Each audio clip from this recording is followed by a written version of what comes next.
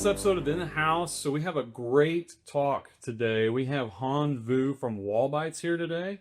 And if you don't know what WallBytes is, if you're in the Austin area, Michael and I, we use WallBytes every single project. I mean, there is not a project that we do not have WallBytes. It is such an invaluable tool to have. So if you're unfamiliar with WallBytes, what it is it's essentially it's a virtual map of the project.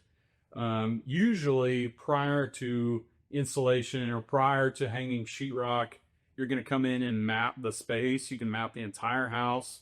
And that way, later on, you have a link that you can go back and reference that allow you to see what's inside the walls.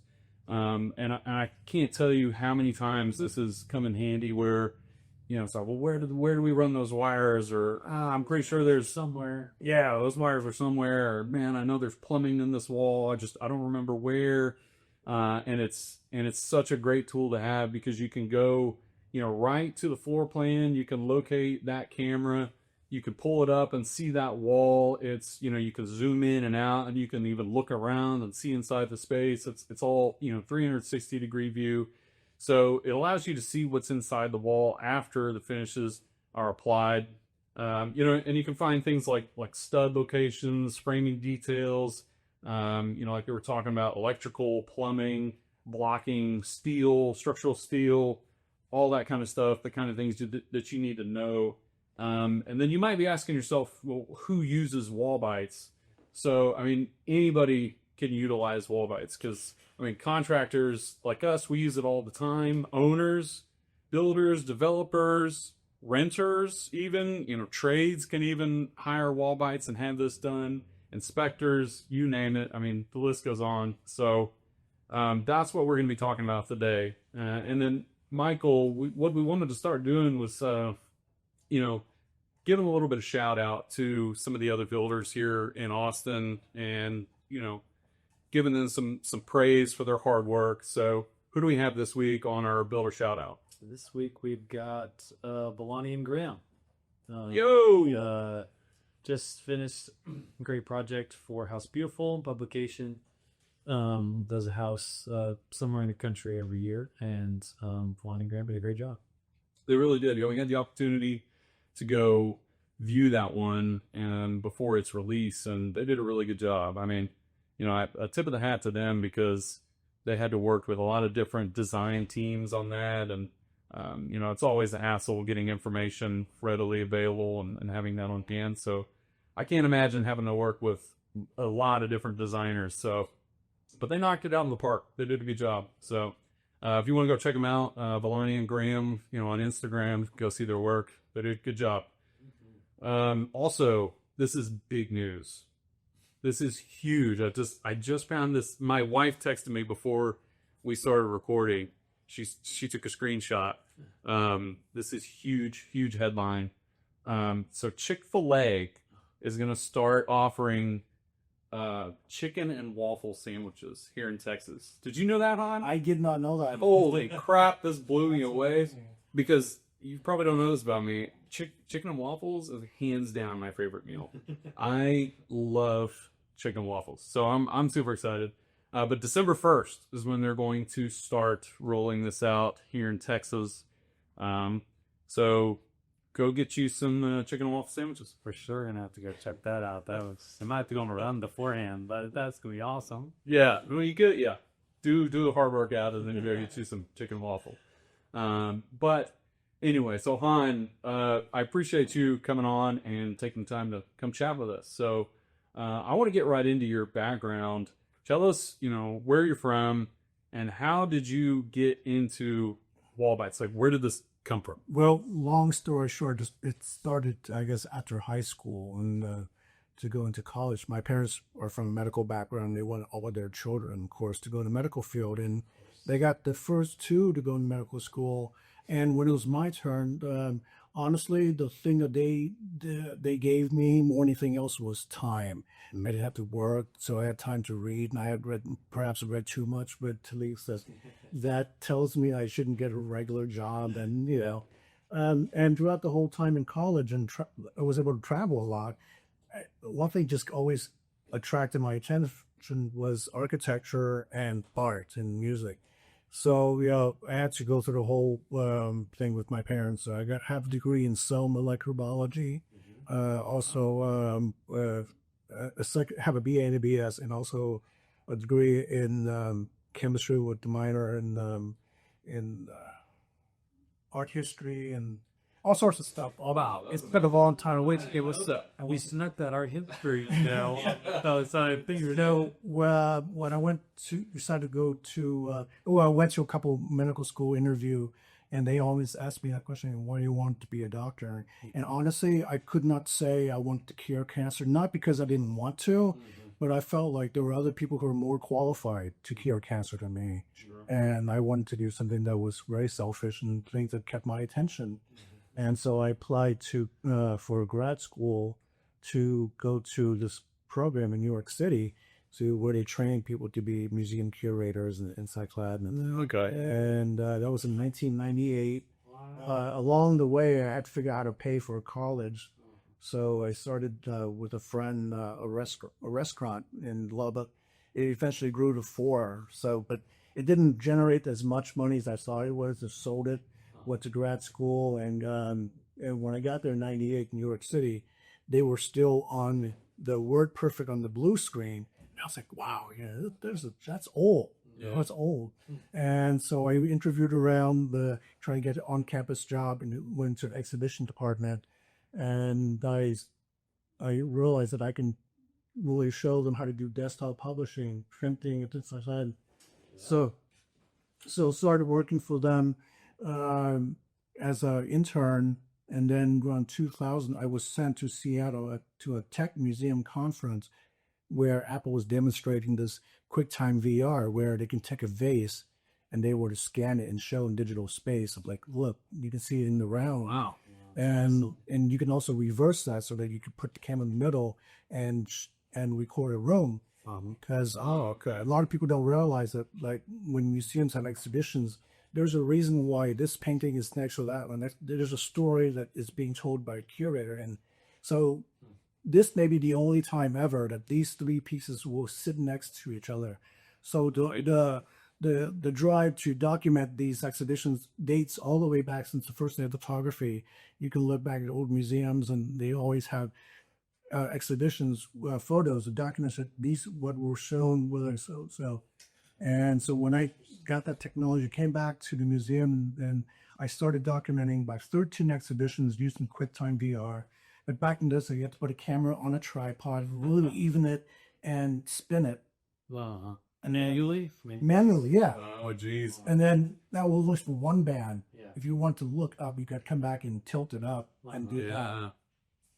And but that was the olden days, and so I was able to recreate 13 exhibitions, and you can walk around and you can and see in space, in 3D space, because a lot of designers spend a lot of time decorating the space and stuff. Most people don't realize that when museums first started, they wanted people to only look at art. Yeah. So you're walking to the museums, the walls are white. Yeah. Pedestals are white, labels are white. Yeah, first blank. Yeah, because they don't want anything to distract you from it. So when technology came up around 2000, a lot of museums were really nervous about people taking the Mona Lisa and running out making T-shirts, I guess. And they were very protective of digital space, and they were very reluctant to go like, no, not to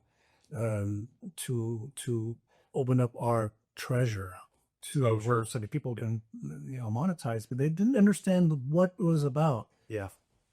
So it kind of sounds like this technology that you're using for museum curators is this what inspired the creation of WallBytes? Because that was very similar. Well, it took all the way until 2015. That was Gen 1. Yes, 2015. In between, I did a couple of projects with Google Glass, even like using image recognition. So instead of coming to a room, you see the labels, the chat of the keys. We go and tap on it, and it will recognize what that is, and it will spit out in the Google Glass what it was.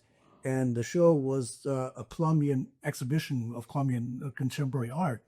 So I incorporated not only in English but also in Colombian Spanish. And when you tap on it, I had somebody read out the label to you. Oh, that is super cool. So it was one of the first exhibition that utilized Google Glass, because if you think about how we interact with machines, it used to be punch cards for a weaving machine. Then later on we had keyboards, and then we had the mouse. And then we went to stylus. And then we had the touch screens. So Google Glass came about, and it was about head movement, eye link, this and that, where people, for example, like hairstylists, can be cutting their hair to make the next appointment.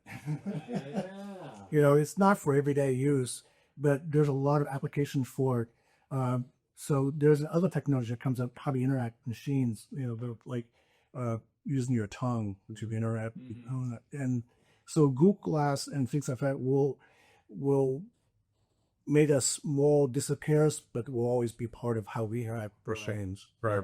We're never going to get away from that, because it's so useful for people who need their hands. Yeah. And you can pull up all sorts of information in front of you as needed. And That's really neat. That's such a cool technology. There's a lot of potential for that in construction. It sounds like WallBytes is one of those.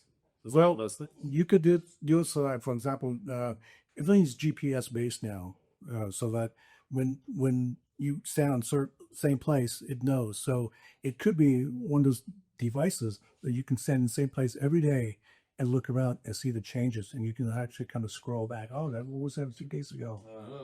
And also, That'd be cool. you know the difference between GPS and positional tracking?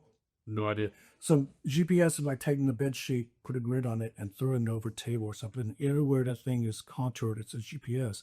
But positional tracking comes in. Now it can tell you how high it is. So, for example, an apartment building has the same GPS coordinate, but it doesn't know it's on the first or 10th floor level. Okay. Positional tracking is that next level, but it's more finite. So that How is it captured? Is it like a local thing? I think it's GPS often relates to satellites, saying it's like a distance of I think it's more than off. Yeah. Yeah, I'm not sure of the exact technology, but my understanding of it is more granular. So it uses like GeoGates it helps to reinforce where it's at. Yeah. Because that technology technically is so finite that they can do it on the shelf in Target. They can tell you what's on each shelf. Wow. And that technology is used for warehouses where they know where all the parts are in a main warehouse and put level, so they can send those robots out to retrieve them. So that's sort of what positional tracking. And as of like 8 years ago, there was only 2 phones that had it. And they were the Chinese phone. And eventually they'll all have it. Like we all have the GPS phones, chips in their phone, instead of using Garmin's or TomTom. That's true. Well, yeah. So WallBytes, is this like a proprietary technology? It is not. It is not. It is more like the technique and the use of it. I tell people up front all the time that I didn't invent the hammer, but I can show you 1,000 ways to use it. Okay. And in ways that perhaps you didn't think about or using in a different way. Because back in using technology, I've known too many people who are married to some technology when it comes out, and as the things evolve, they're left behind. Yeah. So this is more like documentation. So it doesn't matter whether it's 3D photograph now, LiDAR next year, ultron wave or whatever. You don't know. But the whole idea is to capture something before it's covered. Yeah. And to see it without it having to be rendered. So let's say, for example, if the wall's already up, you could probably come up with a machine that can see behind the wall, but it doesn't exactly tell you what color that wire is, because it has to colorize it, because it doesn't know. Sure. Yeah. I mean, I'm glad you brought that up, because this is another, this is a cool tool, to really maintain accountability. A lot of times, there might be a discrepancy between what a trade might say what happened and versus your memory of it might be different. So it's nice to be able to say, hey, let's stop guessing and just pull up the WallBytes and let's look into the wall and see, did you do XYZ and see. Right. So it's a good tool to maintain accountability. Well, it's definitely a double-edged sword, because it shows everything. And for the majority of lanes. The high-end custom builders are usually very open, because everything's out in the open. The homeowners come to 2, 3 times a week. It's the spec home and the apartments that are the different. Different animal. Well, yeah, different important criteria. They're more timeline based. They're more margin based. So a lot of things happen that's they probably didn't intend to, but it's hard to regulate everybody because I think in the construction trade, the workers start out in apartments. Yeah. And then they work their way up into the super high end custom homes. You need the highest quality craftsmanship. Yeah.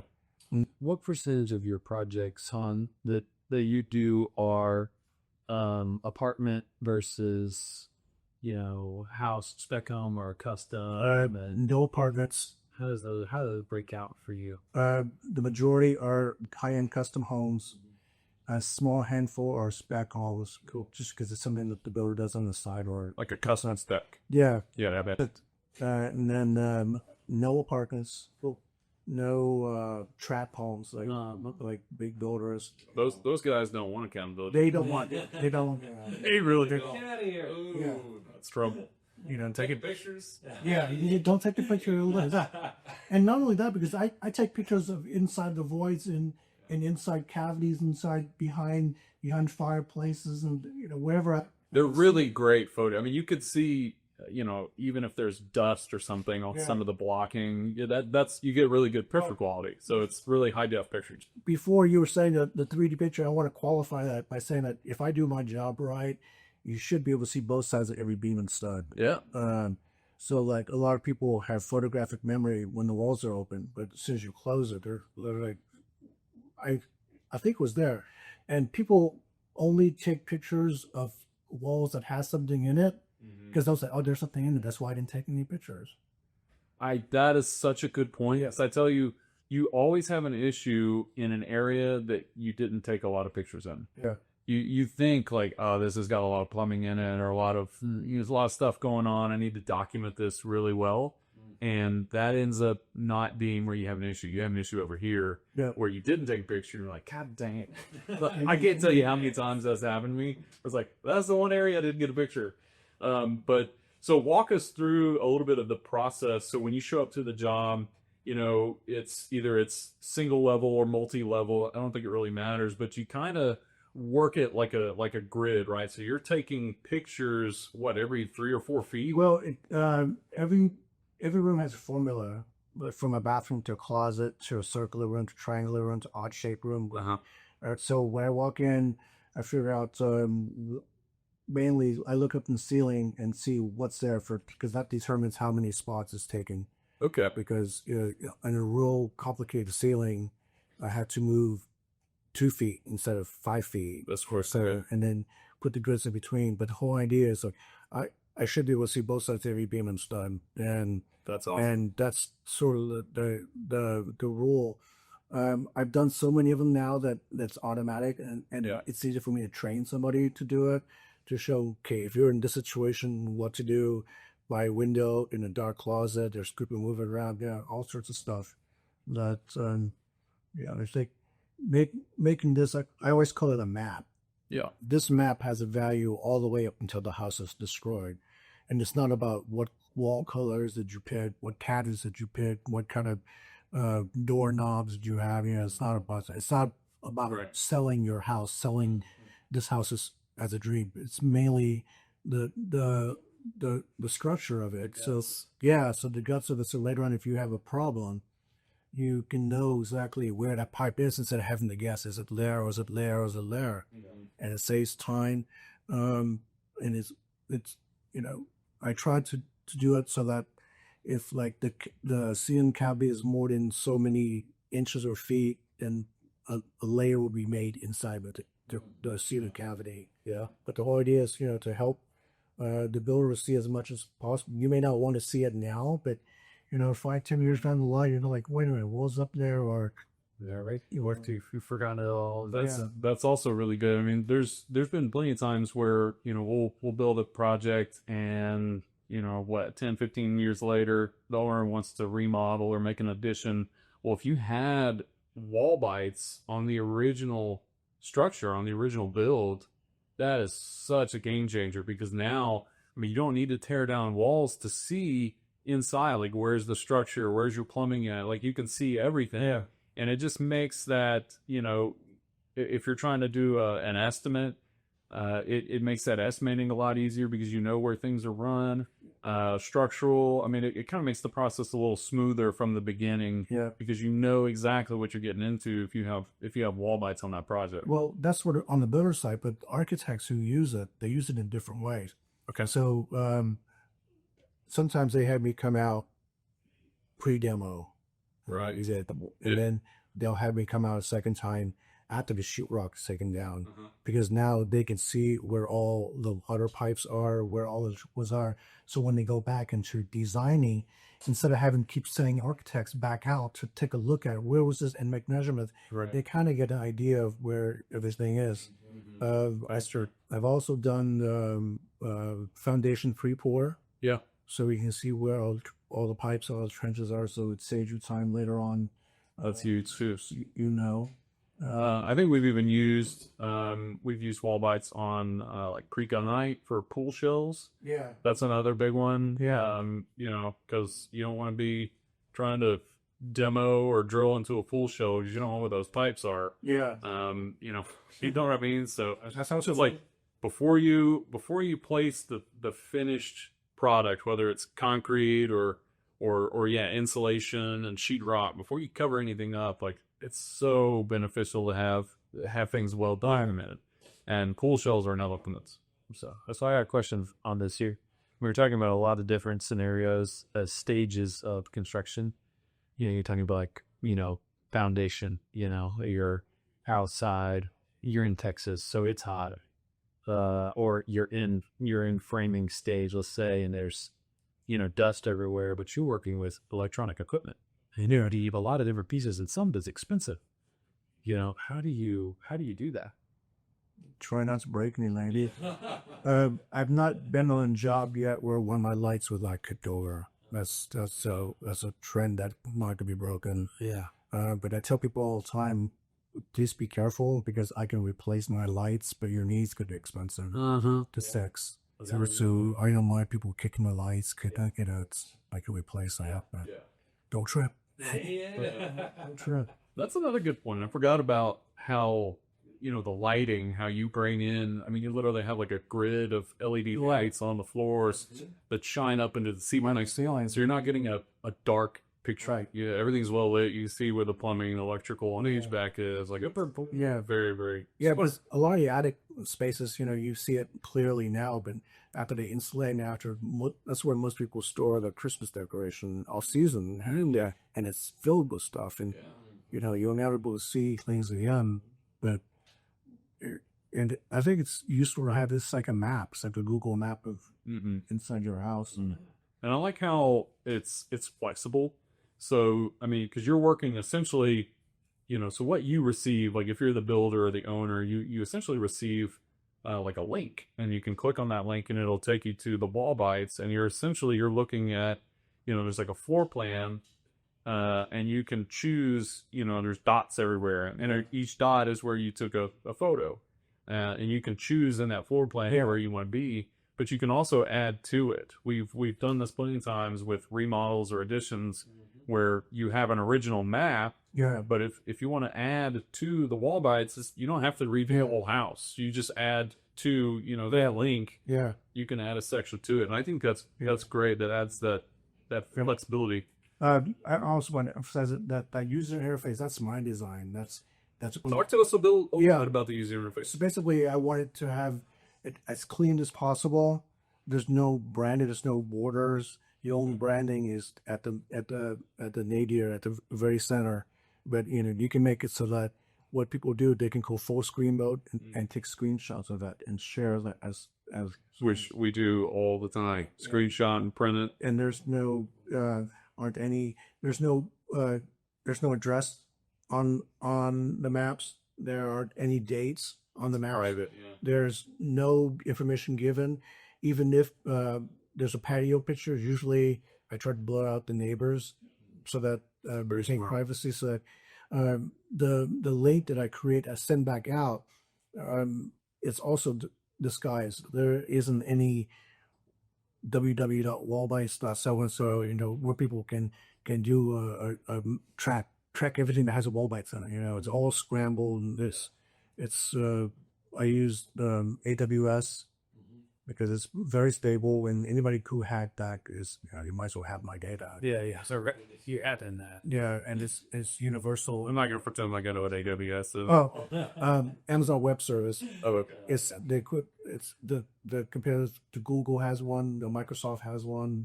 Where they have their data center, they run all people's. So that's where all this information is stored. Yeah. Okay. That and 2 other secret locations. That's continuously updated just in case there's a fire, or a case something of those. So the backups for backups and Yeah. Basically, typically triple backup. There's what's your agreement with people typically on longevity? Open agreement. There's no agreement. I say I'm going to put it out for long years, but it's not guaranteed. Yeah. Because I want to maintain it flexible. I don't want to get into the subscription model. I don't want to get into dinging people, whatever it is every month, because it gets lost in time, and people, it's the subscription model was never been one of my favorite. I think they ruined the internet. Yeah. Anyway, because I agree. I think it was the app's personal opinion here, but it was the App Store in 2008 when the Apple phone came out that I kind of changed humanity, because this no longer became a device you can call home and order pizza ahead of time, but now it's my bank, my photo, my entertainment, my calendar, my camera, everything. Where wallet. We no longer put this thing down, and it's sort of like the App Store kind of, in my opinion, kind of ushered from the end. That's a really unique perspective. I didn't really think about that, about kind of this advent of the App Store, and like when all that changed everything. Multiplication of services, responsibilities. It changed humanity overnight, practically, because what started as a dollar a month, right? Yeah, it $1 trillion turned to $1 trillion. Wow, that's nuts. But the internet, it's a great thing. So what are you looking at with WallBytes in terms of kind of like the future horizon? Like, is there, techniques and technology that's developing it, that's getting better, or where are some areas that, from what you were doing 3 or 5 years ago to today has significantly improved and it's looking to change in the future? Well, I think that's the future is bright for WallBytes. It's right now I have more work than I want, and I think that it keeps expanding. Ideally for me, if I had some way where someone can in and take over the business and run as a business, and let me fall back and do product development, focus on advancement, focus on seeing what's down the line and how to integrate that, because that's what I'm really good at. The technology, the planning ahead and seeing where the ball's going to land after you kick it. I'm not really good with sales, keeping track of employees, keeping within a guardrail, right? Doing discipline, deployment, things. I think I have a product that is useful for a lot of people. I just want to be able to continue to improve on the delivery of the product and use, because there's still a lot more and I want to do with that. So like right now, it's still kind of static where you have to change, but it's potential where you can go into a room and it automatically picks up where you are and knows. And what I really wanted for it to do is that I really want the map to only work in the house. Sure. It's to geo-block it so that the neighbors can't see it. Later on, it's no different than when you invite a plumber over to fix a leak. He has to come into your house and see that leak. And even though the map may be available online, I have a plan to sort of geo-lock it What about just password persona? That's so, but your neighbors can still see it. It's the whole idea is you gotta be in the house. Yeah. And house, no. I mean, they're all Right. I like that idea. It's just I think sometimes there might be a scenario where, I might not be at the job site, or so and so might not be at the job site and I still need to access it, or maybe I'm at the office and I need to look at it. Well, You never know. But maybe like after project completion that link becomes locked. or different level of security and Sure. access. Okay. There you go. It's like, so it's, Yeah, the use case transitions then, right? That when it's a job site, is different, it's kind of different level of security and attitude towards project. You have a lot of people coming up later on down the line, but it's somebody's home. That's very different sense of security. their powers, Right. it's the state room, Right. the vaults, where power cutoff is, Yeah. a lot of people we run into are high net worth individual who had security as something that's paramount. Yeah. We all worry about going to HEB, someone's following us, Yeah. That's a really good point. But some people do. And it's like, they're nervous about it. And one of the job site that I showed up at, we had to go through a security checkpoint at the gate, and once I got in, they had another security room with like two guys sitting at a monitor wall. No, I say, this guy must be important. just on the property itself. Yeah, before you get to further in, and Yeah. I wouldn't be surprised if you had like armed guards on the property too.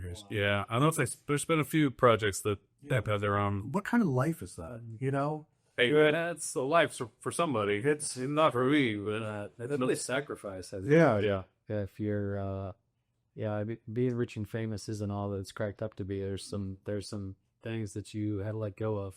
But this is personal freedom. Yeah, and privacy. Yeah, you've always got somebody with you. Yeah. Right. Yeah, that's true. The thing about it's an interesting segue to a conversation that with the Jetsons. Remember the Jetsons with Rosie the robot? See, to me, she represents the unfulfilled promise of the future. And she realized that because she was a robot that you own. Mm-hmm. She didn't report back to her maker. She was completely loyal to George, and wherever she was, kind of like C-3PO and R2-D2, right? Yeah, sure. Loyalty is, but nowadays everything we buy we don't really own, because they have a right to the telemetry and the metadata and stuff and how it's performing, so they can do updates. And so, will it ever be to a point where we actually own the C-3PO or a personal assistant? I guess if you build it yourself. Yeah, right. But who's gonna do that? But at some point, it has to mature to a point where it's on its own. We can operate on its own. Yeah. Without directions. Yeah, it's really interesting. Yeah, I guess probably the closest thing to that I can think of off the top of my head is a car or a vehicle where it's a machine that's operating, and that technology has a car is stabilized enough to where there's a plethora of options that people can go to for mechanics, where people can work on their own cars if you want to. It doesn't have to be the manufacturer who's helping with whatever this technology. I can't imagine doing that with the phone. It seems really. It seems like the higher technology we go, the more unstable the web becomes, because of the independency. It's not like making your own hammer and chisel and things like that. But where you get to a point where we're using laser cutters and things like that, where you have all sorts of different technology just to get to that point. Yeah. And our society becomes more and more fragile the more advanced we become, because it's not like if we live like Indians in villages and teepee huts, if something goes bad, we just pick up and move. Yeah, that's true. But our society is not like that.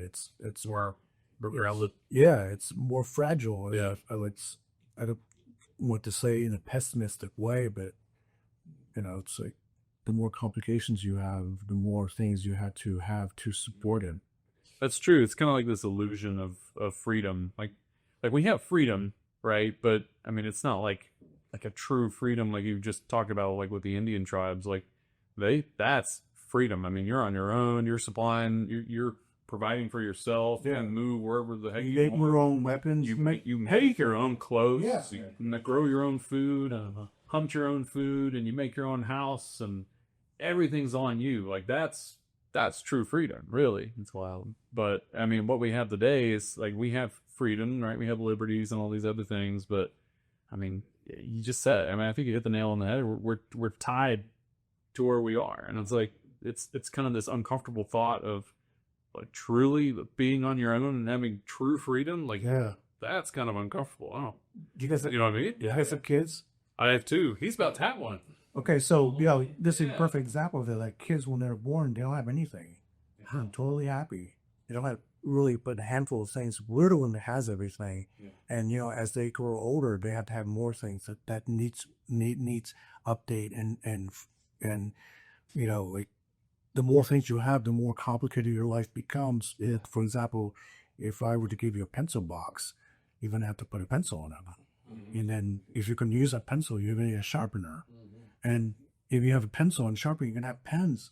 I mean, paper. Paper. And it's like one thing just begets more and more things that you're tied to. Yeah. Yeah, that's really interesting. That's true. I wonder if that's beneficial or not. I mean, I think in some ways it's there's like the obvious like pro of, well, it forces us to stay more in community, right? You can't do these things on your own. You have to have the help and the people around you, to things, utilities, supply water, or deal with complex technology systems like cars or phones. But at the same time, like, you're saying, there's a fragility to it, and everything has to go really exactly right for it to not fall apart. Yeah, it's human nature. Yeah, we're always like striving to, like, what's next? Yeah, I think that's kind of a conversation that we often have about the houses that we work on. Is these, in some way, some of these are technological marvels. I mean, some things are incredibly complex, from the shapes that and forms of them to some of the equipment that they have in them, and even something like WallBytes, where the documentation and the detailing of it, and how we often talk about, like, wow, like, it's in the industry really is kind of continually moving that way. And on the one hand, it's incredible and amazing. I mean, you take walls are flatter, floors are smoother, doors work better than they ever used to, but at the same time, you hand somebody the keys to something that is, well, they need service people, and they need, and they have all they have to learn about how to use the house.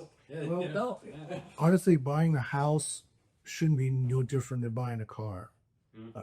Very few people can fix their own cars, and so it's just no different. And if you have a house that's, it's great if you can do a lot of stuff, but technically you need somebody there to maintain, scheduling when the filter changes. I mean, little things. It becomes more and more complicated. More and more complicated. Yeah, that's pretty just like everything else. Well, Han, I think we touched on a lot of really good points, a lot of interesting topics, and I'm very appreciative of you and taking the time to come and talk to us. And I mean, like I said, we use WallBytes on every project. There's not one that we don't. It's such a useful tool. And guys, if you're in the Austin area or even in the surrounding area, give Han a call. What's the website? It's just wallbytes.com. WallBytes.com. Wallbytes.com. Super easy. Go check it out. It's so useful. Please get in touch with them. It's a great tool. So, Han, thank you for coming on. It's a pleasure. It's an honor to be here, and I'm really grateful and thankful for this opportunity. Absolutely. Thank you. Thank you very much. Yeah, we can. Appreciate it.